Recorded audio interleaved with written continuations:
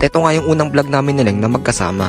At gagawan nga namin ng content yung short na to sa 7-Eleven. Pero bago yon, ito nga muna mga nangyari. So tapos na nga ako maligo, tapos pumunta nga kami sa 7-Eleven kasi gagawan namin ng content yung ginawa kong short. Doon kami magpipicture sa 7-Eleven sa kanto. So inaantay ko na nga lang si Leng kasi naisip ko na yung sa page namin gagawin ko dalawa na lang kami, tapos gagawa kami daily vlog. So yun, napapayag ko nga siya na sumama sa vlog na gagawin namin. Pero nakakailang din pala no pagka public ka nagbablog, nakakaya mukha kang tanga. May dumadaan dito, iniisip na lang mukha kang baliw, nakakausap ko ng cellphone. Kahit na ganoon, syempre gagawin ko pa rin to para nga sa pangarap, di ba? At saka pagka ganito naman, hindi ko naman na iniisip ng ibang tao sa akin. Iniisip ko na lang, wala namang pakialam yung mga yan eh. Titingin lang sa'yo tapos yun na, dadaan lang. O kaya titignan ka lang. Tsaka wala ka naman ginagawang masama. So yan, kasama ko na nga po si Leng. Ito siya. So punta nga pala kami doon sa dulo. Yung sa pinuntahan ko nung nakaraan sa kanto namin kasi nandun yung sa may sa 7-Eleven. Tapos doon kami magpipicture. Ito nga yun. Kaya nga ako. Ito, dala nga namin yung short. Tapos dinala ko na rin yung jacket.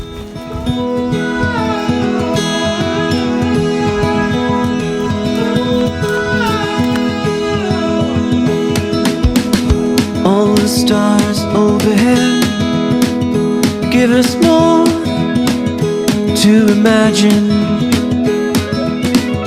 Eyes wide open, letting in all the magic.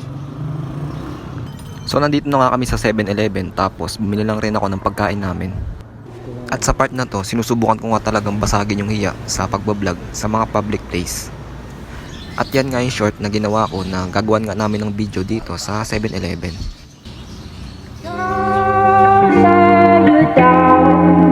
You gotta stand up and fight. Got to stand up. I'll tear you down. You gotta stand up and fight. Got to stand up. I'll tear you down. You gotta stand up and fight. Oh, you got to stand up. So after nga namin mag-take ng picture and video, pahinga lang muna kami saglit bago umuwi.